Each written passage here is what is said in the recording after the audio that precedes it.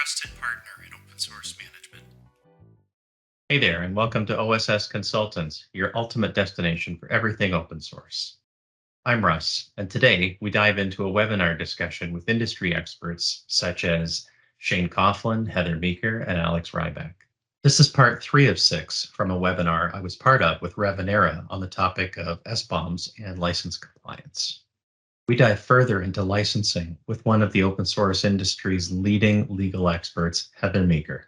We'll cover methods of complying with licenses and why open source reports from some service providers can be impractical. If you're new here, don't forget to hit that subscribe button and ring the notification bell so you never miss out on new videos. And if you have any questions or topics that you'd like us to cover in future videos, go ahead and drop them in the comments below. All right, let's jump in.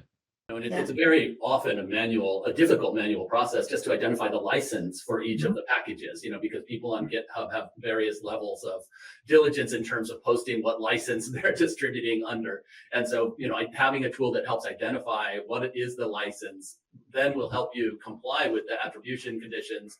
And some of these licenses require you also to give your end user a copy of the license. And so you need to be able to generate that attributions document and know, which of the licenses require you to also give a copy of the license along with your documentation.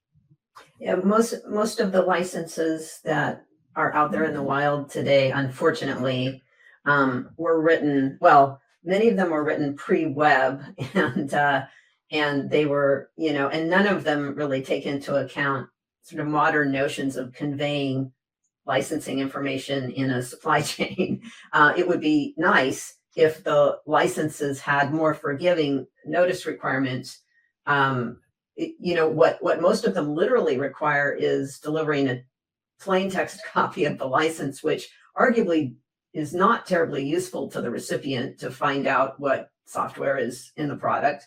And companies struggle all the time with, well, am I going to follow the requirements of the letter of the license and just dump tons of text files on a recipient, or am I going to sort and deliver the information in a useful way? And I find that many of my clients are, very surprised to hear that it's not okay to just put all the information on a website, because that's not exactly what the licenses require. However, depending on the product that you're actually distributing, it can be a useful approach, but you have to understand what the risks are for kind of footfalls associated with not doing exactly what the licenses tell you. So we've got a fair amount of tension between what the licenses actually say you have to do and what really makes sense either in a commercial environment or what makes sense for the recipient to ingest the information.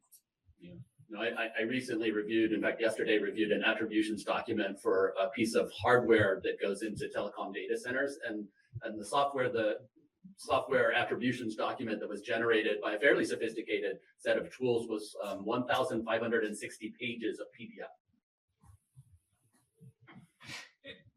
It's a lot of reading to do. Especially in a PDF. Right. But most of it was just, duplicate copies of the CDDL and the GPL version 2. Your trusted partner in open source management.